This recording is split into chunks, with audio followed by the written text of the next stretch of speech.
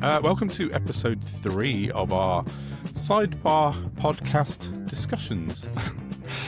We'll get our special guests along to chat about their specialist subject, what the things they do, their passions, anything else, whatever really. But it's a more dedicated kind of form of pod rather than our usual kind of news roundup and rambling politics discussions. So previously we've had James Copper, ADHD expert, who was brilliant, and then we had teenage viral sensation Will Kerridge was on our last one, who became really well known for taking down Richard Tice in Westminster Hall, which was amazing.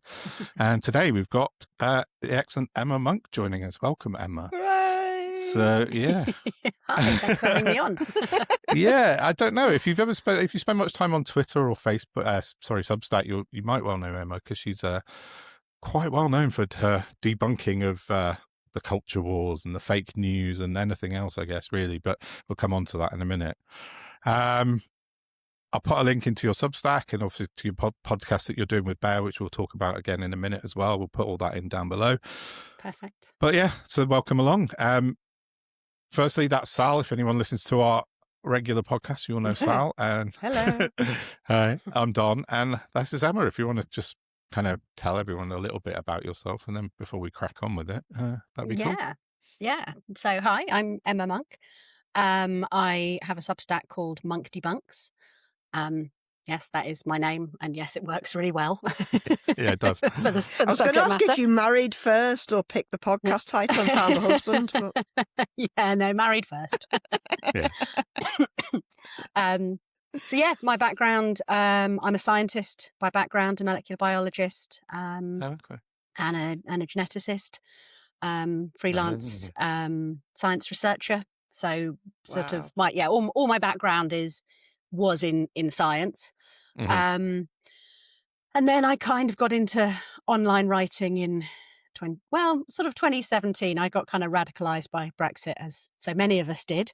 As a lot, had very little interest in politics or really given much thought to politics until then. And it was one of those wake up calls where you go to bed going, yeah, but people won't be that daft. And then you wake up and you're like, oh my God, what just happened? The world changed. It did. So I sort of got into online campaigning. I got involved in all the sort of grassroots for Europe stuff. I helped set up my local, New Forest for EU. We haven't done it for a while. Anyway, you know what I mean. The grassroots stuff. Campaign stuff, yeah.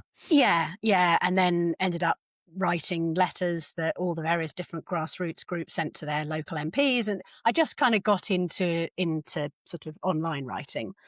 And then 2020 obviously hit, and COVID hit, and my husband was working on a drug that was being developed for COVID. Well, it was being developed prior to COVID, and then very quickly they pivoted to turning it towards COVID. Right, so COVID was quite prominent in our household from sort of early February onwards. So when everyone else was, barely sort of like, oh, there's just this weird flu thing. Yeah. We were already talking about, meetings with WHO and all sorts. Oh, wow. Okay. So sort of very early on, I was obviously very online, as we all were, and seeing a lot of the COVID misinformation and just going, that's not right. And obviously my background as a molecular biologist meant, I'd used PCR as my day-to-day tool for 5 years. So when people were going, the PCR lies, it picked, it's like, no, I do actually know what I'm talking about. Like, this is, started debunking a lot of that stuff. And then through my kind of the European campaigning things, a group of us were trying to sort of tackle the misinformation together. We had Facebook groups and all that. And then I was asked to write for what was then West Country Bylines became West Country Voices. And so my online Twitter threads of debunking various COVID misinformation, I started writing them as articles, and just sort of it went from there. One of them got picked up by BBC, more or less, the stats program. So I, went on and did one of my debunks with them. And then obviously as COVID became less of an issue, and then we had, the Tory government and everything that was going on with that, and my Yeah. debunks became more sort of political. So I still do the science ones occasionally, but there's just so much out there in media and politics that need debunking. That's where my passions have led. It's a difficult arena for believers of science, isn't it? This era we're in. Yeah. It It's quite scary when you see what's something you're like, no, what? How? Eh? Yeah, that's me most weeks on the pod. Yeah. Well, Yeah, I just say it all exactly. the time myself. And, you put out, I do like a bit of fact checking, but I write more commentary. But you just see in the replies, people sort of say, well, they come at you with all these sort of screenshots of weird things. You go, but that's not true. And I've proved that it isn't true in my post, but you haven't read it. But then they're going, no, but it is true. We believe this. So we think this is true. You're like, oh my God. Yes. It's as objectively empirically not true. Untrue. So it's just like it's not you have your facts and I have my facts. There are facts, and that we can disagree on opinions and on who's the greatest singer or sure, all those things. That opinions are great, but when there is an actual fact, then it's not a both sides thing. But that doesn't that. From my point of view, I think that came from Brexit. No, because particularly people like the BBC were desperate for balance, but their overreach for balance led to them putting on I don't know what. There's a famous one that James O'Brien always talks about. I can't remember who it is though, but putting on some sort of opinion person off of the telly against a World Health Organization scientist to try and balance it out. And so then people were like, well, what he says might be true, but this person who's the guaranteed scientific expert, you're like, listen to that one, not to that guy. Yeah. And also what he says might be true, and I quite like it because that means I don't have to worry so, that particularly with the COVID misinformation, the crap that was being put out there was quite reassuring to a lot of people. They wanted to hear that COVID's not really that bad and, it's all just big government overreach, because that made them feel safer than going, it's actually really quite a horrible virus. And we do actually all have to stay inside and, have to be careful. Protect our loved ones, and it will pass, but it's not going to be fun in the process. That's a harder and, to grasp. And more unpleasant to grasp than the guys who are going, no, it's all just a scam. Don't worry about it. Yeah, reality is a bitch sometimes, but you have to accept it, unfortunately. That's a problem. Yeah, I know. So do you do this full time now? Are you still being a scientist in your day job? Are you writing? Yeah, no, largely I'm doing this most of the time. I still do the occasional freelance job elsewhere, but yeah, no, this cool. is kind of what I'm doing now. Excellent. I am sort of branching out. Things that what's come out of my writing is I've started running workshops. So I did a debunking workshop for a conference in Manchester last year, and I've got a couple coming up this year, possibly one with students as well. Cool. Did a talk for my local WI on understanding how the media landscape has changed. So sort of branching out into more in real life things, and I'm developing a kind of a debunking media literacy skills course that hopefully people can sort of, who are interested in this sort of thing, what to look out for, where to go to find decent information, what kind of all that stuff. So that's the sort of thing that should be on the curriculum now. Yes, I agree. Yes, and that's where I would like it to go. I mean, I haven't got any speciality with teaching young people, other than that I have a couple of young people in my household. So so for now I want to do just a general course, but then I would like to tailor it to young people eventually, because I think it's so important. Because it really is, and especially like with what's happening at the moment with the war, the misinformation that we're seeing is just off the charts, right? I've never seen anything like it. It's been growing and growing. But I think it'd be absolutely crucial to put something into sort of kids' lives, schools, that could teach them that critical kind of objective thinking skills to sort of take a step back for a second and go, actually, that seems bizarre, so let's have a look at it. Whereas so many people now, I find, hey, Grok, is this real? And then that's their acceptance of everything now. Yeah. And it's like, Yeah. but and of course, Grok uses social media predominantly to decide if it's real. So if lots of people have been saying it, then Grok goes, yes, people on X have been saying da-da-da-da, and it's like, yeah, but they were lying. So that doesn't show it. An AI scraping itself for data isn't exactly going to produce accurate results. No. Slightly off topic, and I am saving it for recording later. Did you see what they've done with the Pokemon Go thing? I saw something. Oh yeah, you put a post out earlier. I'd had a quick look at it, but I've been busy today. But I haven't seen they've been using it for scraping real world data. That was a way of a company building a map for their robot delivery system. Yeah, really? they've used. I think they've used it, haven't they? Oh wow! Here's a fun game. Go and do all this work for us. Outrageous. Yeah. Oh wow. But yeah, more on that later. Yeah. Yeah, but I think. I mean, are you coming across stuff like that when you're looking into stuff, Emma? Because I am. I've noticed things like, obviously big tech's embedded in everything that we do, but they're selling it as one thing and using it as another. Are you seeing that in what you do as well?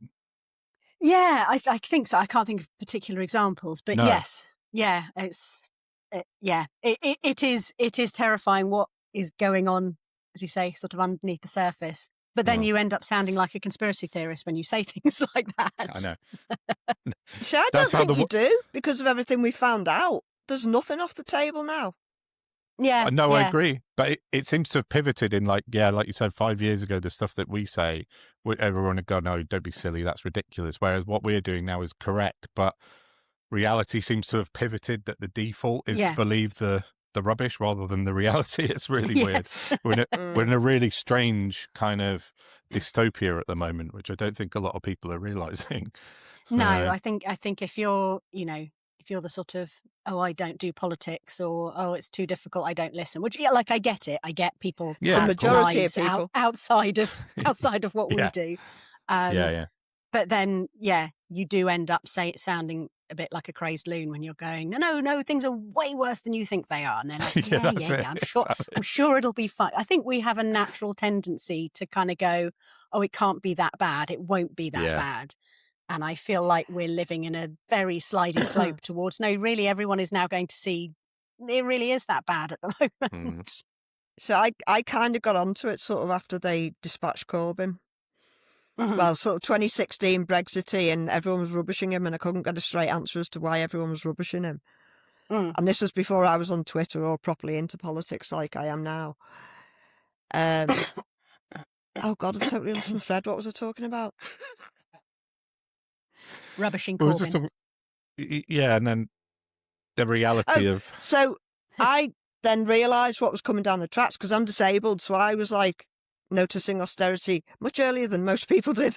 And I'm going, look what they're doing. And I thought everyone would be like, oh, that's terrible. Nobody gave a fuck.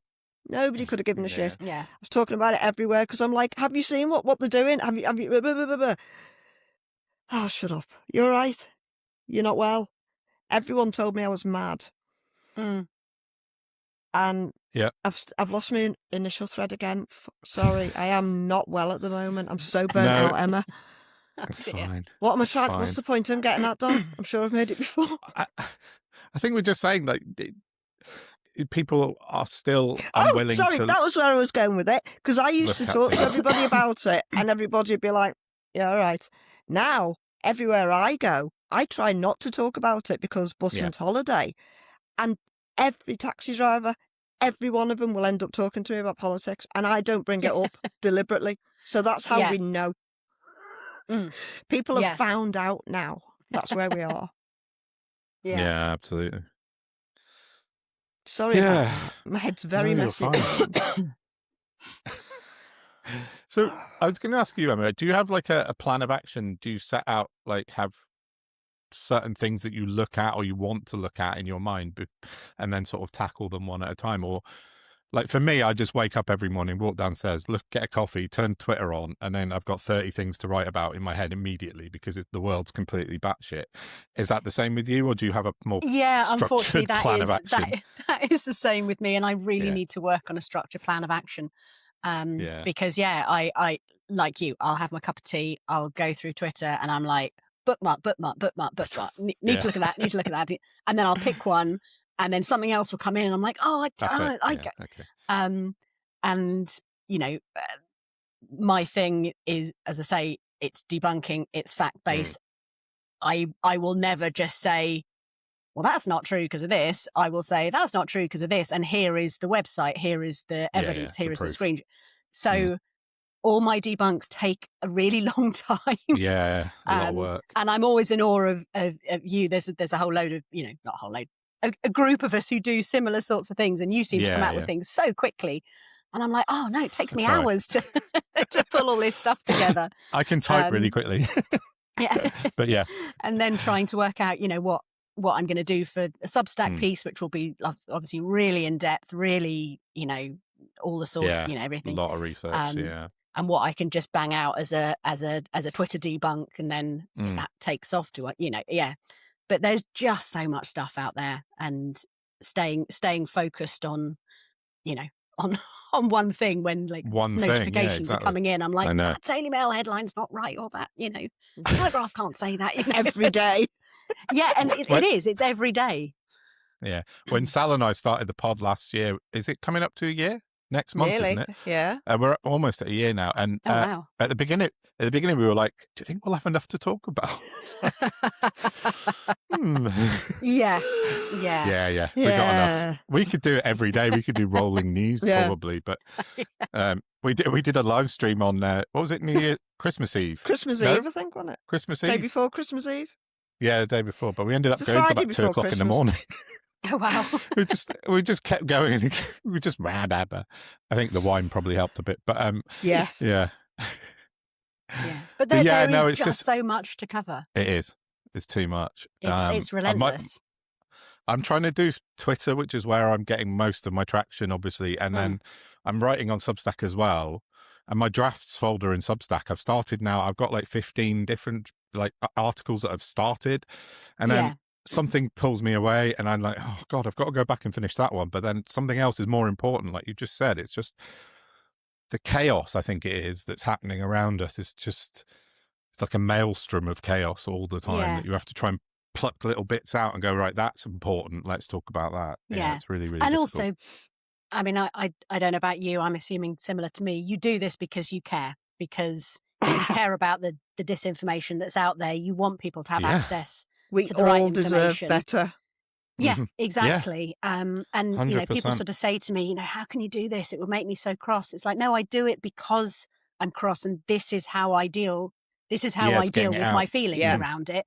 I look at it and I'm like, the usual thing is, well, that doesn't sound right, which is usually my cue to, right, let's go and work out what's actually going on. Yeah. And then once I've worked out what's going on, it's like, well, I need everybody else to know this. I can't have people believing that, because that's not true. Yeah. It demonizes this group or that group or the other.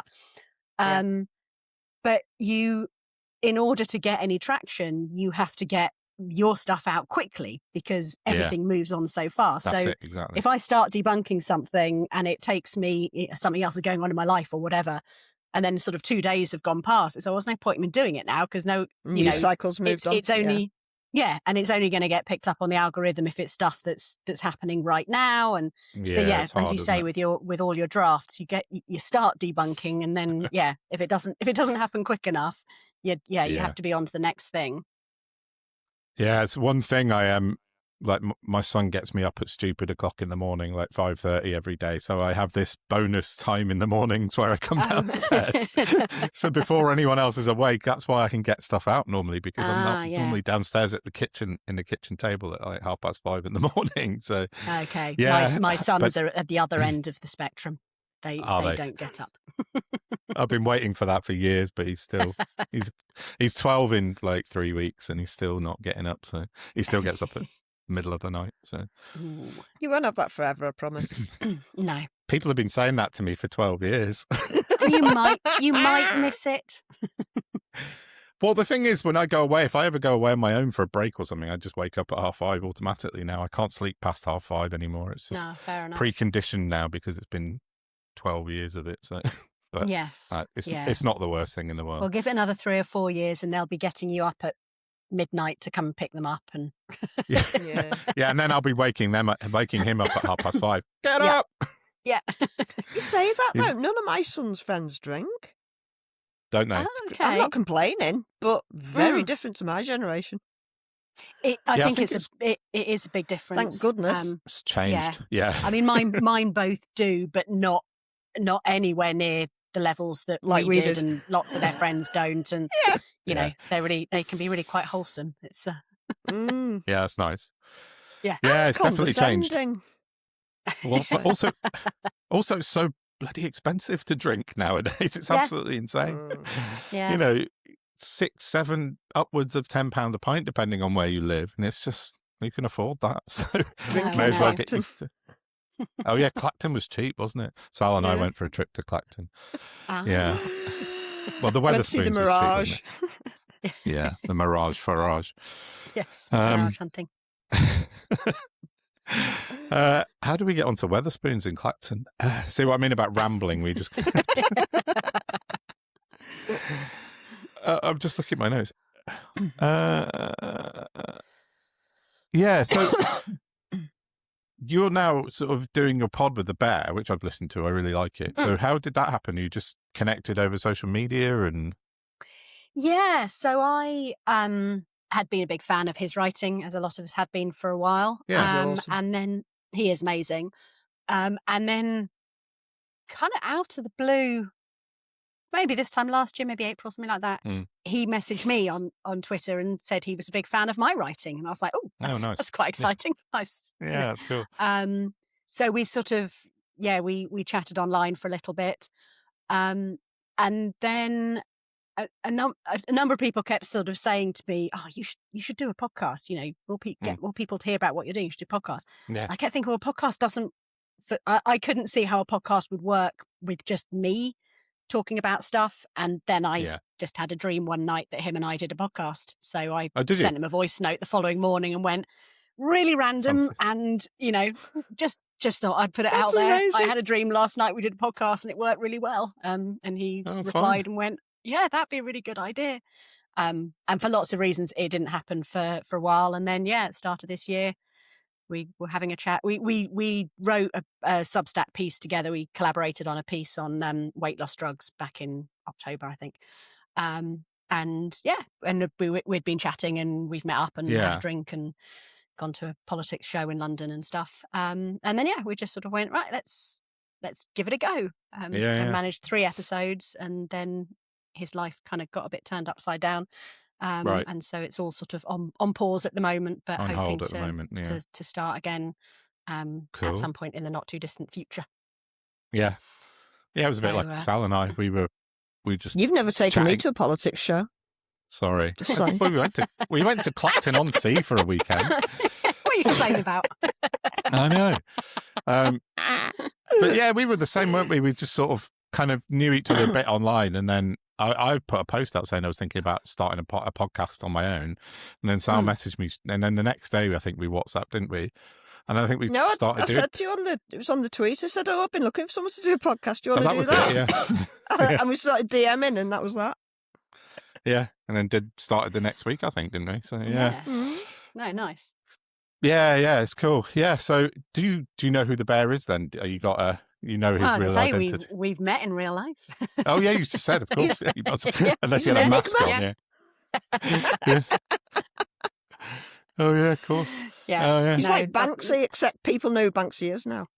Yeah. Well, the person they're saying it isn't Banksy. Oh, is it not? I know who. No, Banksy's 3D from Massive Attack. That's who the real Banksy is.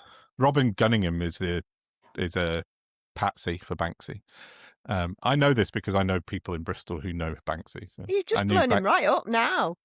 So he had anonymity, then he didn't, but he did. Everyone and now in Bristol knows who he is. Everyone in Bristol knows him. Oh, well, that's fine then. My dad used to drink in his dad's pub it was called the Nova Scotia in Bristol. My dad used to drink there. So, yeah. Okay. Yeah, anyway. Sorry. Again, rambling. It's my fault. Sorry. So you're going to crack on with your pod then when Bear's feeling Yeah, a bit better and I hope so. Mm. Yeah, he's just changed jobs, so he needs to. Sort I mean, I'm not sort saying that that out. he doesn't put out on his own Substack. So yeah, he needs to bed in, and yeah, unfortunately, his father passed away recently in South Africa, so he's been dealing with that. And so yeah, it was like let's not do a podcast that takes many hours of both our times while this is all going on. No, need a bit of a break, definitely. Yes. Yeah. Oh, cool. Because yeah, the news isn't going away, so don't worry. No, exactly. Well, this is exactly. It. Yeah. And as we found, I wish it would. Yeah. It takes a lot, as we've already talked about. It takes a lot of research to sort of debunk properly. So yeah, it takes a while. But it was, it's fun to do, and definitely want to do more of it. But yeah, we both need to be in the right place for that. Yeah, definitely. Yeah, well, I'll put a link in, as I said earlier, in our show notes to that, and when I put it out, we'll link to it. So yeah, everyone listening and watching should go and check it out for sure. So I wrote down in my notes, I said, who's the worst proponent you think for fake news? And then I said, why is it the Daily Telegraph? But I kind of answered my own question a bit. Because I think they're absolutely insane at the moment. But what's your opinion on those guys in the media? I think the problem with the Daily Telegraph is I suspect there are still people out there who think that it's sensible because it once was. Yeah, exactly. We all know that the Daily Mail is not sensible and that the Express is not sensible, never has been, has its big agendas, and they don't hide that. Whereas I think a lot of people, grew up thinking that the Daily Mail, that the Daily Telegraph was a paper of record. Yeah, exactly. And so many of the stories that I debunk, they've all started in the Telegraph. It's always the Telegraph puts something out and then the others run with it. That's right, yeah. And, sometimes the Express and the Daily Mail might go with a more sensationalist headline or whatever, but it's always come from the Telegraph. And it's... and I think there's also the sort of the links between the certain politicians and the Telegraph. They're very intertwined. That's where Boris started. Yeah, and so there's a lot of politician says this, Telegraph posts it as fact and correct, and it is what it is, and then it's like, no, that you just based that on one person's views and it wasn't true. Yeah, exactly.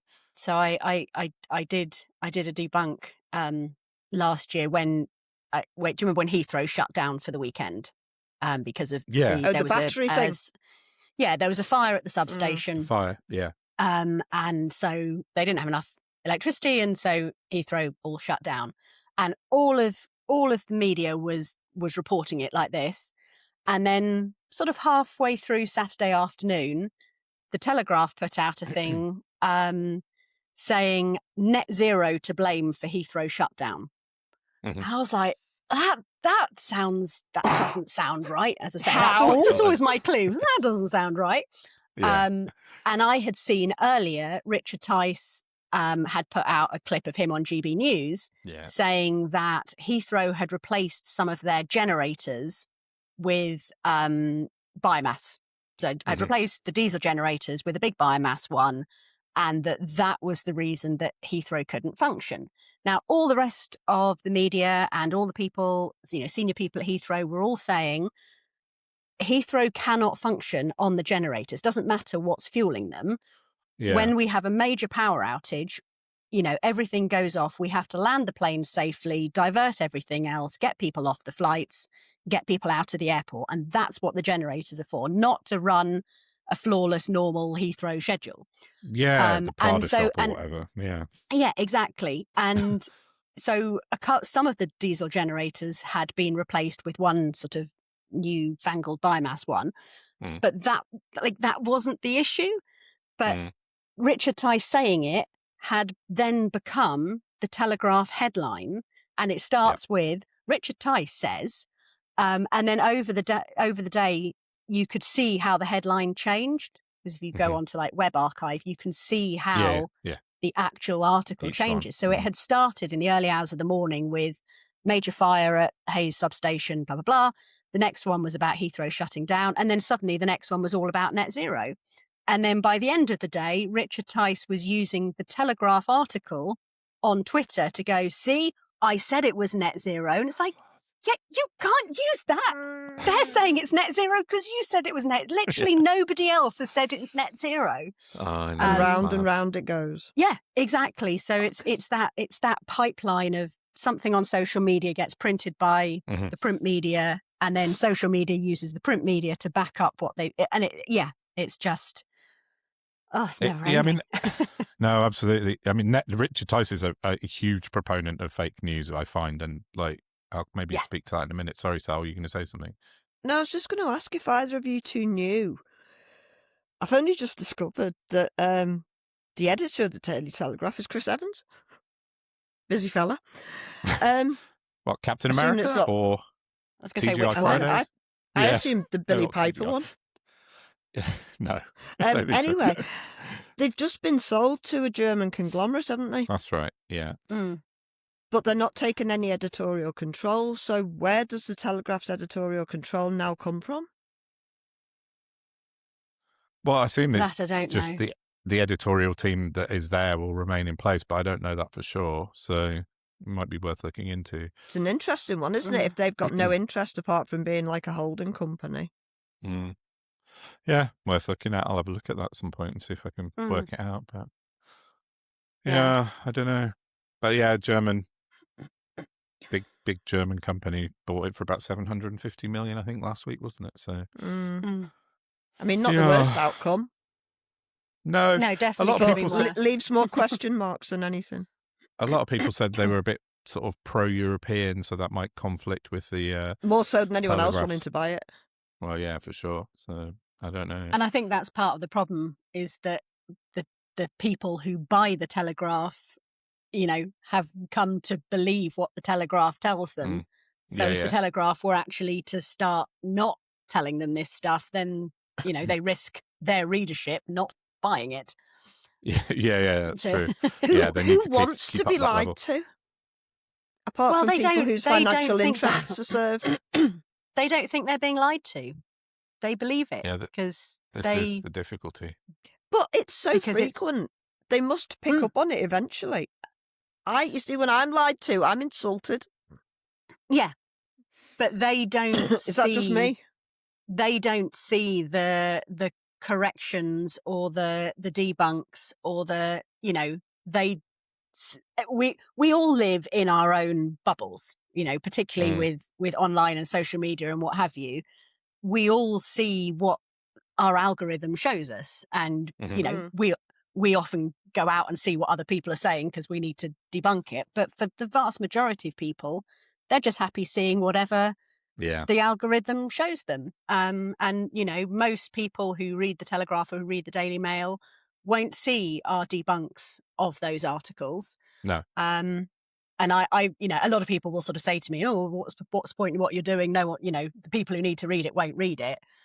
And actually where I've got to is a lot of people respond to me and say, thank you for that. I thought that didn't sound right. Now I understand. When my mum brings it up at dinner next week or whatever, I am better prepared to argue back. So it's I just kind chipping of away. Yeah, exactly. I sort of see myself as providing a service for other like-minded people, but who don't have time to do what I do. Yeah, providing ammunition. Who can then, when they're talking to their colleagues or their friends or their parents or uncles or whatever, can go, yeah, that wasn't actually, when the uncle turns up going, immigrants got mobile phones or whatever, then they can go, yeah, that wasn't exactly what happened. Actually, Yeah. And because we're never going to change people's minds online. I can think of three. I can think of 3 examples in however many years I've been doing this now, where I've changed someone's mind on one thing. And I'm incredibly proud of those 3 examples. But that's pretty good. The amount of time I put into this, it would have been nice if I'd changed more. So, we're not going to do it online. Everyone's stuck in their, but you don't know how many people who, aren't going to go, oh my gosh, you're right. Like, they're not going to do that on Twitter, but you might have planted some seeds of, I believed that, and now I can see it's not true. What else have I been believing? It's just putting as you say, it's chipping away. Yeah, that thing about the Telegraph, I wrote about it last week, was that stupid, ridiculous, fabricated story about the family from Singapore who that was we can't afford to go on 5 holidays, and it was completely made up. £15 a year. Yeah, the gardener, 15 quid, so they had to cancel him. And they were earning over £500,000 each. But the fact that it was so detailed and so much analysis had gone into this family that lived in Singapore, then New York, and then they were in London. But then after a year, Ipsos finally went, oh, actually, this isn't correct. You must put out a correction on your front page. But when I scrolled down, and it was like 8 scrolls of a page to get to it, I think I said in my thing that I wrote, and it just said correction. That was all it said, and it was under the UK's best bran flakes. That was the article above it, but it didn't have any detail. So that was all they were required to do for 24 hours, was to put Telegraph correction on the front page, and nobody's ever going to read it. As you say, that's just crazy. So I know. I mean, I a similar one. So I'd seen people sharing this headline. I'd missed it at the time, but saw it more recently, that the Trocadero in London was going to be turned into a mosque. And the Daily Mail, the Express, Daily Mail, Express and Telegraph all ran with a similar headline that the Trocadero was being turned into a mosque. So, obviously people, this is outrageous. It's prime retail estate. What do you mean? And it's, the Trocadero is owned by a Muslim billionaire. He owns a lot of real estate in the West End. And obviously this was, very upsetting to the Telegraph readers. But when I dug into it, it was basically the cinema that was in the basement that hasn't been used since 2006 is now going to be turned into a community space and prayer room, a Muslim prayer room. Yeah. So it was a 3-story mega mosque. So what it actually is the entrance is currently a vape shop. It's round the back. It's of course it horrible. Is. So the vape shop is going. You will walk in through the doors. You will immediately go downstairs, and then you're going into the cinema that has a mezzanine level. So that's what makes it 3-story mega mosque. Oh, I see. Yeah. It will take up less than 1.5% of the Trocadero. And when those headlines were written, they knew that because they'd seen the planning documents. I spent hours with these planning documents. But the articles all went out in the July 2023, I think. By October, the online articles, the headlines had changed to part of the Trocadero, mosque, going into the Trocadero. And then they all had the correction, the first paragraph that said, this has been corrected. We initially said it was the Trocadero. It's not, it's part of it. But it wasn't published as a separate article. It was the original article that was just updated online. Just edited, so everybody who saw it when it first came out would have read it once. They're not going to go back 3 months later and see if it's been updated. The story's been and gone. No one's ever going to see the update. And it's just... It's crazy. The more you dig into this stuff, the more examples you see. It's like, people don't realize that, what they're seeing can change. An article, a headline can change over the course of a day or over the course of several months. And unless you go back and you check, you don't see that. You won't know. And what you see and what someone else sees, you might have read the same article, but read it 2 days apart. You're actually got different information. Yeah. So I'm writing, hopefully going to publish on Wednesday an article about our regulatory bodies and how they're completely unfit for purpose nowadays. And it speaks to what you're saying, because Ipso, Ofcom, whatever, all of them can't move quick enough to keep up with, the as you just said, if an article's gone out and then it's just edited, does that count as a correction? Does that then make it fall within the sort of regulations? It shouldn't, but it seems to be that's the way it works. So that's what I'm working on at the moment. Hopefully get out this week, but it's Because who in watches these guys? in the olden days, if a newspaper got something wrong, firstly we all saw it. If a newspaper had something on their front cover, that might not be the newspaper you read, it might not be your own, political leanings or whatever, but everybody could see it and everybody could say, actually, that's not true. And then they would have to print a retraction and it would be there in the paper for everybody to see. Yeah, exactly. Yeah. And the problem now is we don't see what everybody else is seeing. No, so people can't sort of debunk everything because what's coming up on someone else's algorithm, if you don't see totally it, you can't counter it. I know. It's bizarre. Yeah. Yeah, it's a really kind of, it is. It's a really worrying kind of progression in our technology that's sort of allowing, we've basically become the Wild West online. I mean, there is no policing of anything online, really. There's no integrity in journalism, in MSM anyway. That's literally why we all exist. Yeah. Online. I don't mean why we were born, obviously. But why we're here talking today is because of the erosion of public trust, because you can't trust any of the MSM. No. And you should be able to by fucking law. You shouldn't have to legislate for it, but apparently we do.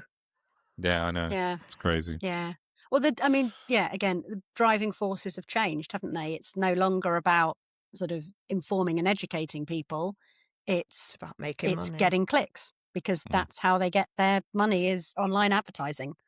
Yeah, exactly. And, so therefore the headlines have to be clickbait to get people to read them. And, the more cross you can make people, the longer they'll spend reading, the more likely they are to comment, etc.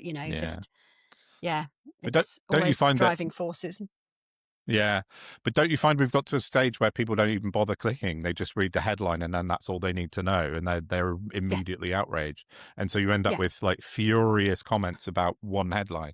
And then actually, if you read the article, the headline may be clickbait, but they might go into more detail where LBC are good at this. They put out a clickbait headline, and then their article on their website actually isn't anything to do with the headline. They do it quite often, LBC. But people don't bother anymore. They just, the headline's enough now, which is even worse. The Daily Mail is classic for that. You've got your headline, and as long as you scroll past the 14 paragraphs that are full of, Tory MPs said this is outrageous and, et cetera, and then all the blocks of photos and then all the links to other articles. Once you get right down to the bottom, it will then say, actually, this wasn't what happened at all. Yeah. This is all based on guesswork. Yeah, exactly. Yeah, absolutely. But at least with the Daily Mail, people can click on the headlines, because when you've got the Telegraph, it's all paywalled. Oh, yeah. Paywalled. So, I know. The headline is what the vast majority of people will see. And, I find it, I would probably say, 8 times out of 10, I can debunk the headline using the article. Like that's all I need. Yeah, exactly. I will go away and I'll fact check more and I'll dig further into it. But the debunk is almost always in the article itself. But they rely on the fact that people aren't actually going to click on it. I had the exact same situation this morning when the Telegraph put out a headline about Nigel Farage claiming victory over YouGov. Actually, nothing of the sort happened. He didn't get any victory. And YouGov have even corrected him online, saying, this is bollocks, mate. What you're saying is not true. We've changed nothing. He said that we've forced YouGov to change their data, sort of processing the way they display their data. YouGov went, no, you haven't. But in the Telegraph article behind the paywall, as you say, right down the bottom, it says, actually, YouGov already do this. They've been doing it since 2024. It's like, it's just such an absolute rage bait. It drives me mad. Yeah. Well, the one I did last week or week before was about, I don't know if you saw it, 67 dog breeds were going to be banned in the UK. I know. So that started in the Times, actually, not the Telegraph. And it said, Queen Elizabeth's beloved breed, the Corgi, one of 67 breeds that's going to be banned. And the Telegraph then said 67 dog breeds to be banned in the UK. Is your pooch on the list? And again, the beginning of the story is all about how there's these new guidelines and it's going to lead to bans of dogs. And they had to sort of critics and, according to critics, blah, blah, blah, blah, blah. And then you get further down and then you get the people who are implementing the guidelines and the chairman of the Kennel Club both going, this is not true. We don't have a list of breeds we're going to ban.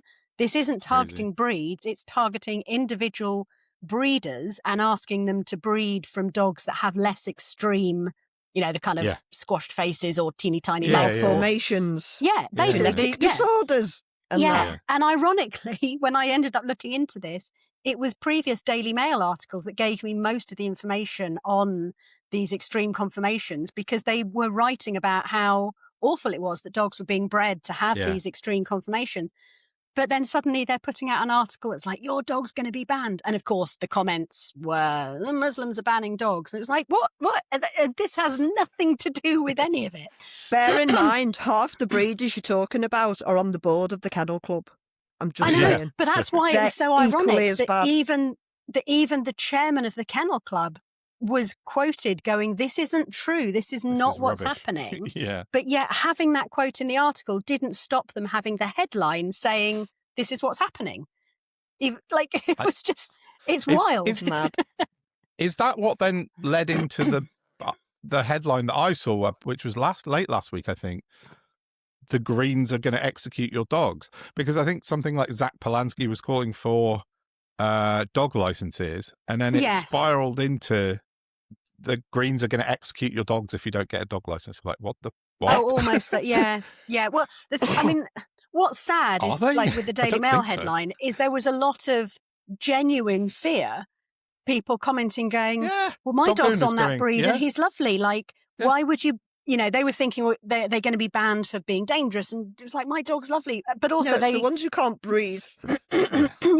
But people were genuinely fearful when they saw their dog breed on that list, that this was going to be they're going to come and take your dogs from you because they're going to be banned.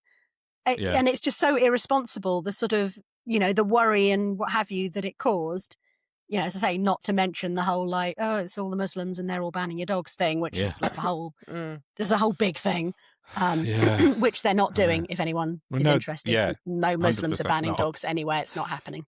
And nor is Zach Polanski going to come around and shoot your dog in the head. No, definitely Christy not. might. Christy might do. Right. I'm aware of the time, so I just want to ask one more question, if you don't mind, about Iran, because I've got Sky News on over there, and it says President Trump, Iran has literally been obliterated. That means Tel Aviv's been obliterated, just FYI. Well, it doesn't... It's projected.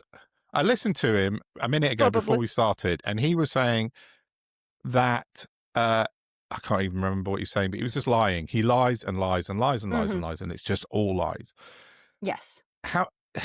How can that even be sort of remotely countered? Because that's now the strapline on Sky News, and people will look at that and go, "Oh, great, the war's over. Trump said we've won the war." And like, do you know how big Iran is? Yeah. I mean, just for a start, it blows my mind that we are a year and a bit into his presidency, and every single thing he said, largely, is just not true. And then they all of the media reported as Trump says da da da da da, and just sort of unquestioningly, because they feel like if the president says something, it's newsworthy. But yet they haven't sort of caught on, or don't care, I don't know which, that Trump saying something, that's not newsworthy. Trump says a lot of things. Trump told us that all the time Iran's nuclear capability had been completely destroyed a couple of months ago. Last year. Three times they've 100% destroyed everything. And now, Trump having a nuclear weapon is the reason why they had to go in. It's like, but the same newspapers that reported him saying Iran's nuclear capability is being destroyed, says Trump, are then reporting that Trump's now going, well, they're about to have a nuclear weapon that they were going to destroy us with. And it's like, when do you, they weren't, but now they are. And I was reading an article, and it was sort of, deeply kind of, well, Trump seems to be, holding his cards close to his chest, and, what's he thinking? It's like, no, that like, you cannot have watched the last year and think he's holding anything close to his chest, or that there's any strategy or Plan. that he's Subtext. thinking Yeah. anything beyond what he's going to do today. And Yeah. To you stay know, out again, of prison. yeah, it's not, again, it's not like being conspiratorial here. You just have to look at all the things he said that completely contradict each other and go, why is the media still treating him and his presidency as if it's a normal presidency? Yeah, as if it's normal for a president to announce to the world that he's bombing Iran on Truth Social. Like that is not normal, and he shouldn't be treated as such. Yeah. I I genuinely want to know how every single person who's ever been in a room with him for like the past 40 years has said nothing about the fact he's clearly a rapist and a paedophile. Got to be careful because of the algorithm, but you know what I'm saying. People, our Prime Minister is happy to walk into a room with an adjudicated rapist and pedophile and do business with him. And if people want to know why women are still getting attacked and why violence has never been worse, it's because people keep their fucking mouths shut and pretend that they don't want to get involved when they should. That's how these people manifest. Just saying. Yeah, I know. Don't want to cause any ructions. He's a fucking rapist and a paedophile who's gone on and clearly murdered people. I'll say it. I'll risk him taking me to court. Not me, please. But people are quite happy to operate and do business with him. Fucking no. You don't work with people like this and then they don't get a foothold and get worse. No. And if you don't, here's what happens. Yeah. I know. I just don't like the way, like you just said, it's being framed as pretty much everything he says is factual. I saw Andrew Neil and Grant Shapps today come out and said, "Oh, it's really good that we're not joining the war in Iran." When 2 weeks ago, the pair of them were basically baying for blood to go into Iran, like Grant Shapps and Andrew Neil specifically. It's like, what?